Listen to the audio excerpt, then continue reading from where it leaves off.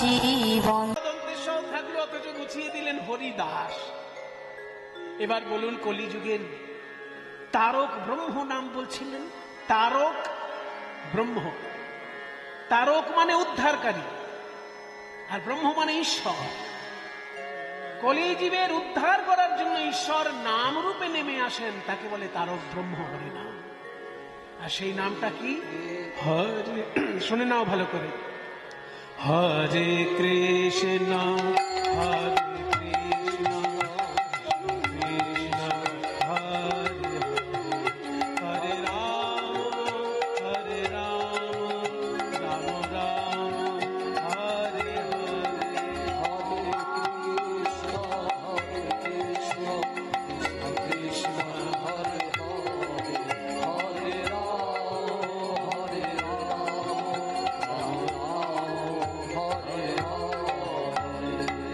প্রণাম হই গুরুদেব, প্রণাম হই। এত সুন্দর মালার মতো সাজানো নাম, এটা কি বাংলা না সংস্কৃত আমি ঠিক বুঝতে পারছি না। বলে শোনো বাবা, শুনতে বাংলার মতো কিন্তু সংস্কৃত এটা। কোথাও অনুস্বার নাই, কোথাও বিসর্গ নাই। এত সুন্দরভাবে সাজানো ভগবানের নাম শুনে মনে হচ্ছে বাংলা ছড়া, কিন্তু আসলে এটা সংস্কৃত শ্লোক। হরে মানে হে হরি। যেমন মুনি শব্দের সম্বোধনে হে মুনে, তেমনি হরি শব্দের সম্বোধনে হরে মানে হে হরি। কৃষ্ণতে যদি বিসর্গ হয় তাহলে সেটা প্রথমা বিভক্তি হয়, কিন্তু কৃষ্ণতে যদি বিসর্গ না থাকে তাহলে মানে দাঁড়ায় হে কৃষ্ণ। বিসর্গ ছাড়া কৃষ্ণ মানে হে কৃষ্ণ। তাহলে হরে কৃষ্ণ মানে হে হরি হে কৃষ্ণ। তেমনি হরে রাম মানে হে হরি হে রাম। ওখানে রামের সঙ্গে বিসর্গ নেই, তার মানে জানতে হবে ওটা সম্বোধনে রাম, অর্থাৎ হে রাম। তাহলে হরে কৃষ্ণ কৃষ্ণ কৃষ্ণ হরে হরে, হরে রাম রাম রাম হরে হরে, সবগুলো সম্বোধন পদ। 8 বার হরি নাম রয়েছে, 4 বার রাম নাম রয়েছে, আর 4 বার কৃষ্ণ নাম রয়েছে। অর্থাৎ 4টে হরি হচ্ছে সত্যযুগের বাসুদেব, শঙ্কর্ষণ, প্রদ্যুম্ন, অনিরুদ্ধ। আর ত্রেতা যুগের 4টে রাম শব্দ রয়েছে। দ্বাপর যুগের কৃষ্ণ, 4 বার কৃষ্ণ শব্দ রয়েছে। আবার কলিযুগে যিনি অবতার তার জন্য 4টে হরি নাম রয়েছে। 4টে হরি কলিযুগের জন্য, 4টে হরি সত্যযুগের জন্য, আর ত্রেতা যুগের জন্য 4টে রাম, দ্বাপর যুগের জন্য 4টে কৃষ্ণ। এক মন্ত্রের মধ্যে সত্য, ত্রেতা, দ্বাপর, কলি সমস্ত যুগের ঈশ্বরকে ডাকা হচ্ছে বলে এর নাম মহামন্ত্র। এর নাম মহামন্ত্র, কারণ 4টে যুগের ঈশ্বরের নাম এক মন্ত্রের মধ্যে। সত্য যুগের হরি, ত্রেতা যুগের রাম, দ্বাপর যুগের কৃষ্ণ, আবার কলি যুগের গৌর হরি। 4টে হরির নাম রয়েছে। তাছাড়া আরো গভীর রহস্য আছে বাবা।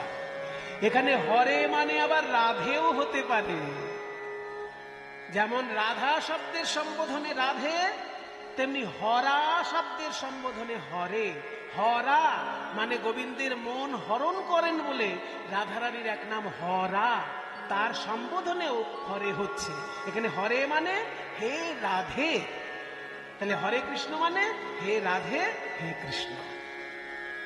একই মন্ত্রের মধ্যে রাধা কৃষ্ণের নামও রয়েছে, আবার একই মন্ত্রের মধ্যে চতুর্যুগের ঈশ্বরের উপাসনা রয়েছে। ওই জন্য এই মন্ত্রের নাম মহামন্ত্র। গুরুদেবের কাছ থেকে আমি পেয়েছি, তোমাকে আমি দান করলাম, তুমি জপ করবে।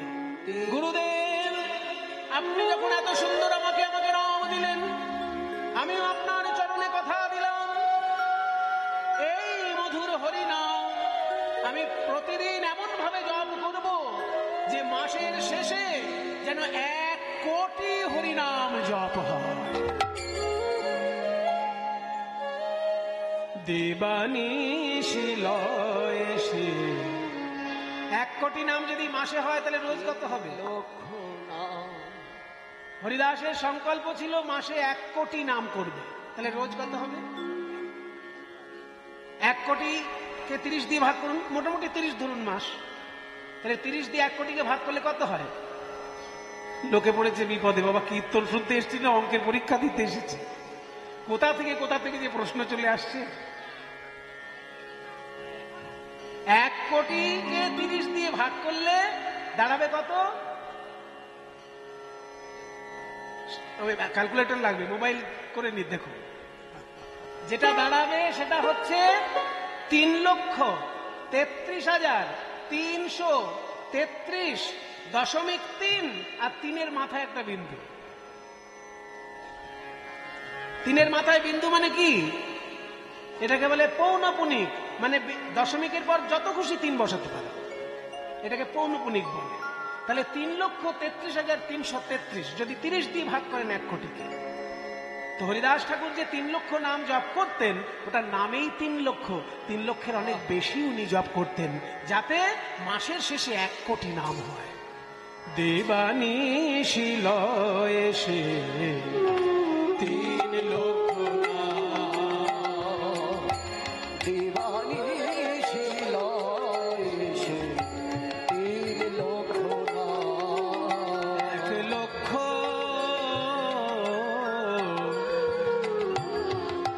3 লক্ষ নাম এক রকমের নয়। 3 লক্ষ নাম আস্তে আস্তে 3 ভাবে 3 লক্ষ নাম জপ করতেন। যারা গুরু মন্ত্র জপ করেন তারা জেনে রাখুন এগুলো। যারা জপ এখনো করেন না, গুরুর কাছে মন্ত্র নিয়ে তাকে তুলে রেখেছেন, তাদের কাছে অনুরোধ, তাকে তুলে রাখার জিনিস এগুলো নয়। রোজ যেমন ভাত খেতে হয়, তেমনি রোজ মন্ত্র জপ করতে হয়। কারণ মন্ত্র এমন একটা জিনিস, যেমন কোনো বাসন যদি ঘষে মেজে না রাখেন চকচকে থাকবে না, ঠিক তেমনি মন্ত্র যদি রোজ জপ না করেন তাহলে মন্ত্র উজ্জ্বল থাকবে না, আর মন্ত্র উজ্জ্বল না থাকলে মন্ত্র ক্রিয়া করবে না। তাই ভাগ্যক্রমে যারা মন্ত্র পেয়েছেন অন্তত প্রতিদিন জপ করার চেষ্টা করবেন। জপ হয় 3 রকম, শুনে রাখুন। 3 রকম জপ হয়। যে জপটা ফিসফিস করে আওয়াজ হয় তাকে বলে উপাংশু জপ, মানে দাঁত নড়বে, জিভ নড়বে, ফিসফিস করে আওয়াজ হবে, এই জপটার নাম উপাংশু জপ। আর যে জপে কোনো আওয়াজ হবে না, শুধু মন্ত্র মনে মনে উচ্চারণ হবে, জিভ নড়বে না, দাঁত নড়বে না, আওয়াজ হবে না, মনে মনে উচ্চারণ, এই জপটার নাম মানসিক জপ। তাহলে উপাসীন জপ, মানসিক জপ, আর যেটা চিৎকার করে যদি জপ করা হয় সেই জপটার নাম উচ্চ ঈশ্বরের জপ, বাচিক জপ। বাচিক, মানসিক, উপাংশ, 3 রকমের জপ। এই 3টে জপই 3 লক্ষ নামে হরিদাস ঠাকুর করতেন। 1 লক্ষ মনে মনে,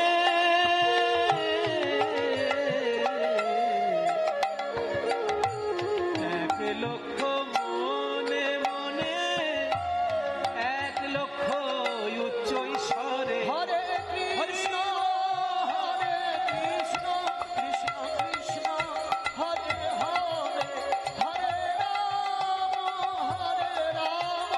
রাম রাম হরে হরে। 1 লক্ষ মনে মনে, 1 লক্ষ উচ্চ ঈশ্বরে, আর 1 লক্ষ ধীরে ধীরে অতি অনুপাম। 1 লক্ষ ধীরে ধীরে অতি অনুপাম। দেবানিশি লয়ে সে 3 লক্ষ নাম। হরে কৃষ্ণ কৃষ্ণ কৃষ্ণ হরে হরে, হরে রাম রাম রাম। প্রতিদিন 3 লক্ষর বেশি নাম করেন। এক কথায় বলা হয় 3 লক্ষ নাম জপ, যাতে মাসের শেষে 1 কোটি নাম জপ হয়। এত কঠোর সাধনা আমার মনে হয় কোটি লোকের মধ্যে হয়তো একজন করতে পারবে।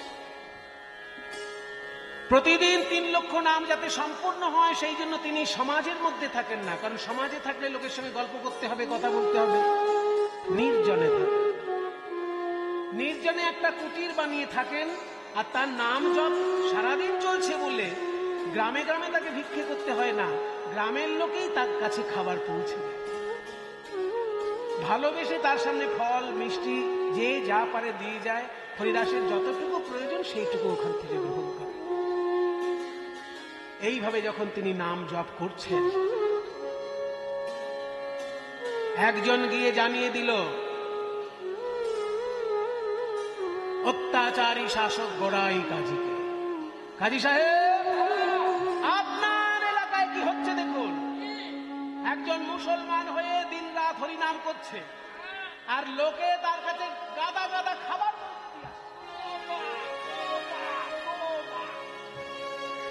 এক্ষুনি ওকে ডেকে বিচারের ব্যবস্থা করুন। বিচারের ব্যবস্থা করতে হবে। কি বিচার করা যায়? ওকে তো হাতে মারা চলবে না, ওকে পাতে মারতে হবে। এই কে আছিস? একদল লাঠিয়াল যাবি, লাঠিয়াল গিয়ে ওর একেবারে ভালো করে হাড়গোড় ভেঙে দিয়ে আসবে। লাঠিয়াল গিয়ে হাড়গোড় ভেঙে দিতে গেল, কিন্তু হাড়গোড় ভেঙে দিতে গিয়ে এমন ঝড় উঠল যে লাঠিয়ালদের গায়ের উপরেই গাছ ভেঙে পড়ল। নিজেদেরই হাড়গোড় ভেঙে সব বাড়িতে এসেছে। হরিদাসকে কেউ আর মারতে পারল না। শেষকালে চিন্তা করলো কি করা যায়, তাহলে কি করে হরিদাসকে জব্দ করা যায়। ওকে ডেকে নিয়ে এসে বিচার করা দরকার। হরিদাস, সামনে দাঁড়াও। তুমি মুসলমান, মুসলমান হয়ে তুমি কাফেরদের হরিনাম করছো, তোমার লজ্জা করে না? তোমার কত ভাগ্য ভালো যে তুমি মুসলমান পরিবারে জন্মগ্রহণ করেছো, আর তুমি ওই কাফেরদের কুফরি করছো। বসো এখানে। ভালো লাগে? দাঁড়াও। কাফেরের দালাল, তোমার মুখে আমি শুনতে চাই না। হরি নামে কত মধু আছে, ওই মধু তোমার কাছেই থাক। কে আছিস? একে নিয়ে যা, 22টা বাজারে বেত্রাঘাত কর। খণ্ড খণ্ড হই দেহ যদি যায় তবু না বদনে ছাড়ি মধুর হরিনাম। যদি 22টা আমার বাজারে মারতে মারতে আমার দেহ খণ্ড খণ্ড হয়ে যায়, তবু আমি হরিনাম ছাড়ব না। এত বড় কথা? যা, ওকে ভালো করে লোকের সামনে যখন বাজার জমে উঠবে সেই সময় মারবি, যাতে আরো 10 জন দেখে শিক্ষা পায় যে কাফেরের কাজ করলে মুসলমান শাসন ব্যবস্থায় তা কি ভয়ঙ্কর পরিণতি। বাজার যখন জমে উঠেছে সেই সময় খুঁটির সঙ্গে বেঁধে হরিদাসকে মারছে। হরিদাস, এখনো সময় আছে, হরিনাম ছাড়। আমাদের কিন্তু দয়া মায়া নেই। হরিনাম ছাড়, নাম ছাড়, নাম ছাড়।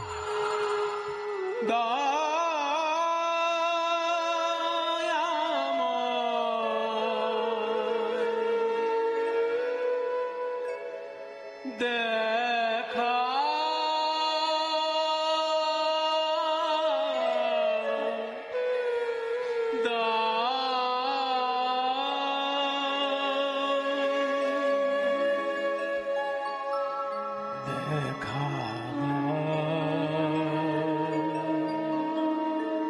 দেখা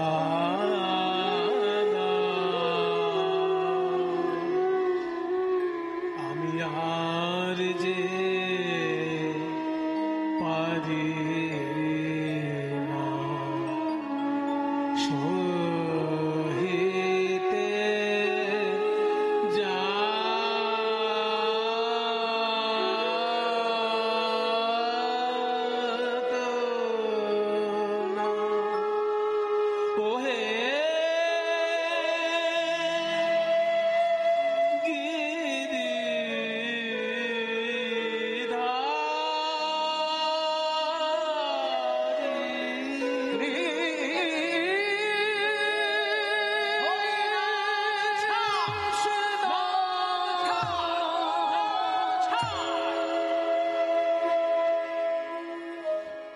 এক বাজার,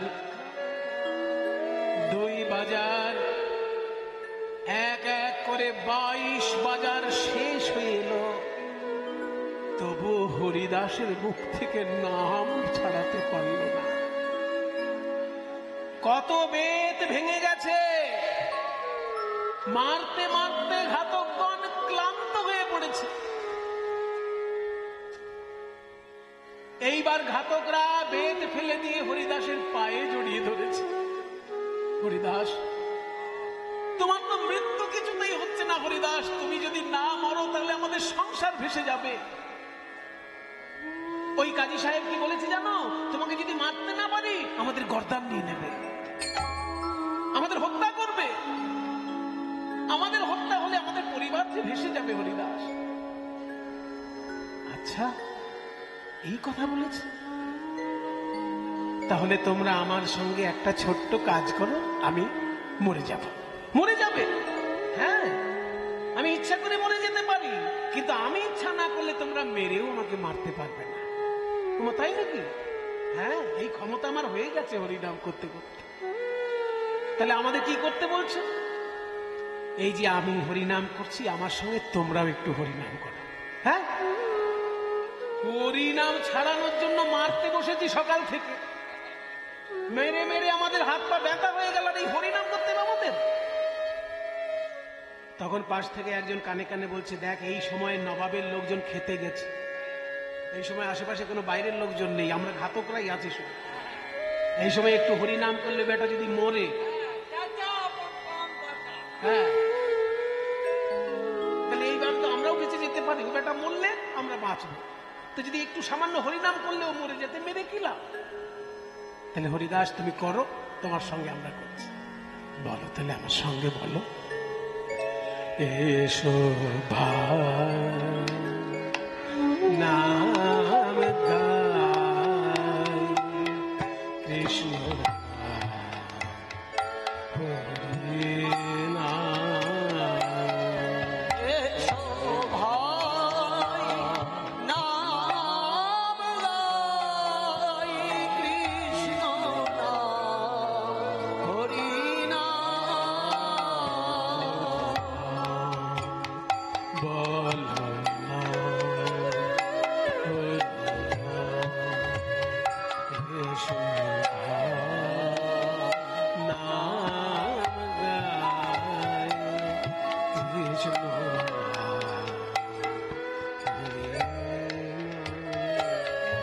সদা শরী বলো হরি।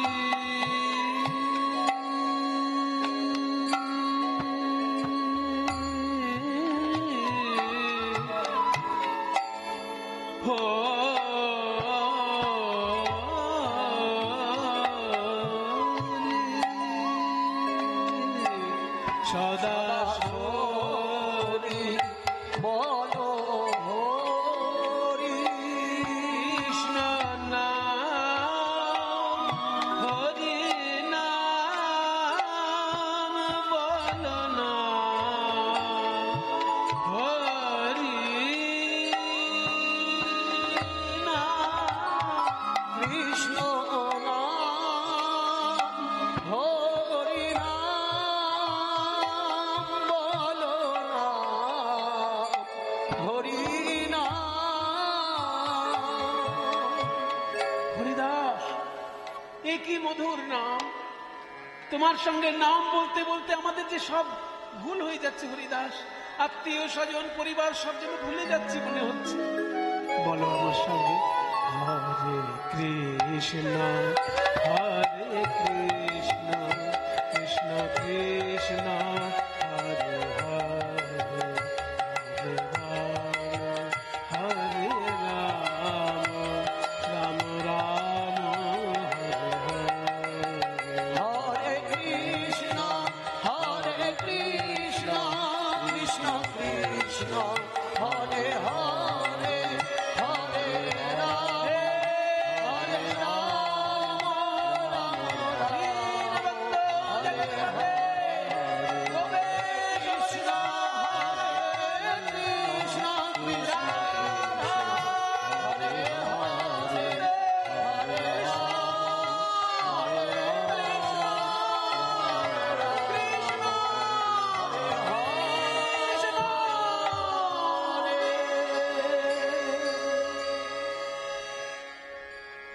আছাড় খেয়ে পড়ল হরিদাস। এই পড়ে গেছে, পড়ে গেছে, দেখতো দেখতো, নাকের সামনে হাত দিয়ে দেখ নিঃশ্বাস পড়ছে কিনা। নাকের সামনে কাপড় ধরে দেখছে নিঃশ্বাস তো পড়ছে না, কিন্তু সত্যিই আপনা আপনি মরে গেল। এ কি করে সম্ভব? নিঃশ্বাস পড়ছে না, শরীর নড়ছে না। গড়াই গাড়ি বলেছিল যে বেটা যদি মরে যায় হাত পা বেঁধে নদীতে ভাসিয়ে দিবি। তাহলে হাত পা বেঁধে নদীতে ভাসিয়ে দিবি। যখনই হাত পা বেঁধে নদীতে ভাসিয়ে দিয়েছে, হরিদাস কিন্তু মরেনি। হরিদাস মরেনি।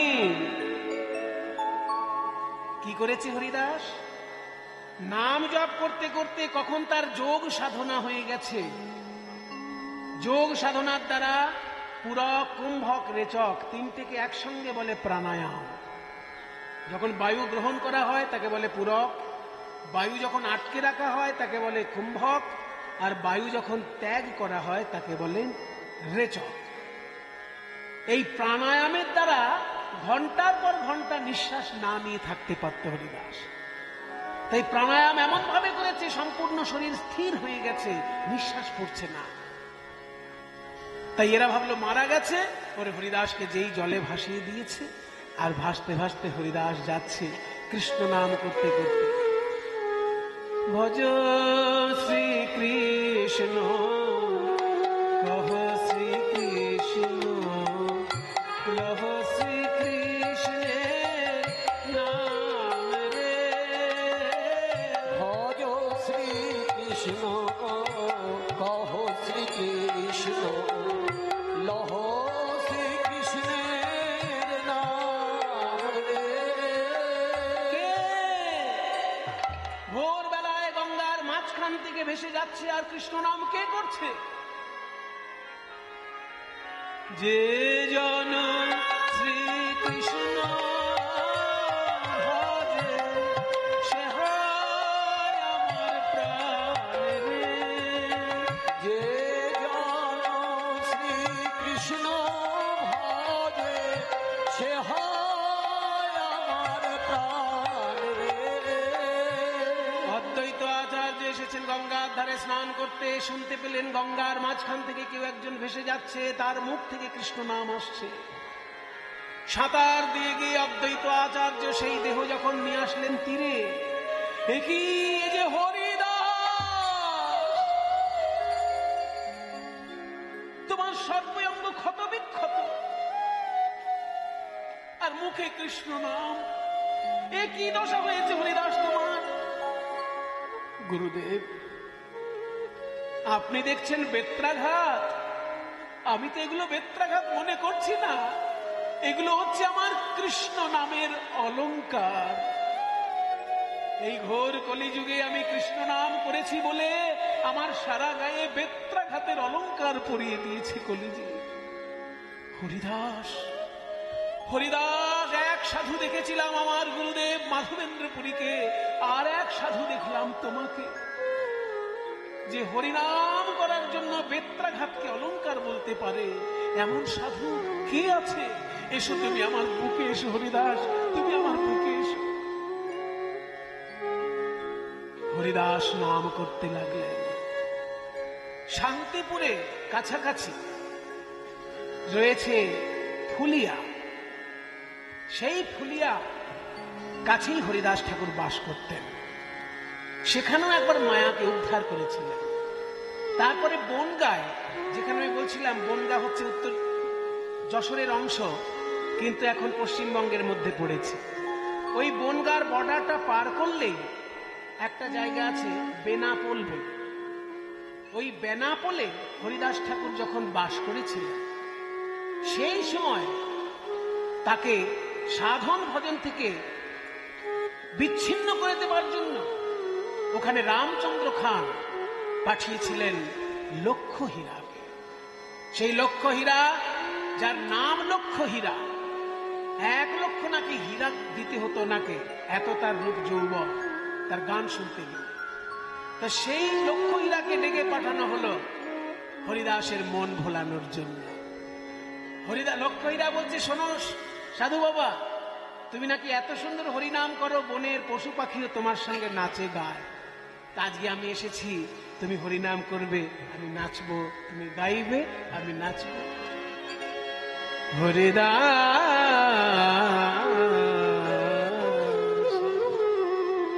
হরিদাস বলছে, শোনো হীরাবাই, তুমি যখন আমার আশ্রমে এসেছো, তুমি আমার আশ্রমের অতিথি, তোমাকে তো আমি অসম্মান করতে পারি না, অনুরোধ করতে পারি।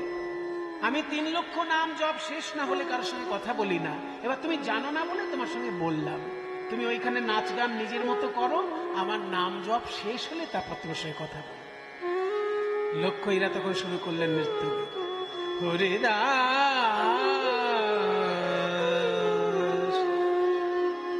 হরিদাস চাহ মুখ পালে,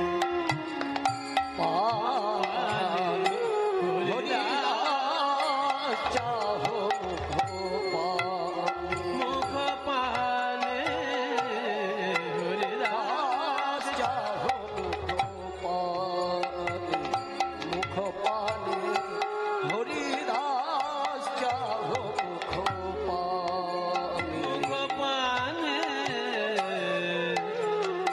কুসুমের সুবাসে, কুসুমের সুবাসে,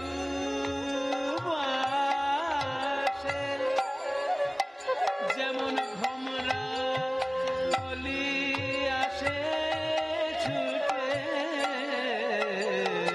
কুসুমের সুবাসে ভ্রমরায়লি আসে ছুটে। দেখুন বাবা, লক্ষ্য হীরাবাইজি কথায় বুঝিয়ে দিচ্ছে। কুসুমেরও সুবাসে ভ্রমরা অলি আসে ছুটে, ফুলের গন্ধে ভ্রমর ছুটে আসে, তো সবাই জানে। এতদিন জানতাম ফুলের গন্ধে ভ্রমর ছুটে আসে, আজকে দেখছি ফুল ভ্রমরের কাছে এসেছে, তবু ভ্রমর কথা বলে না। কুসুমের সুবাসে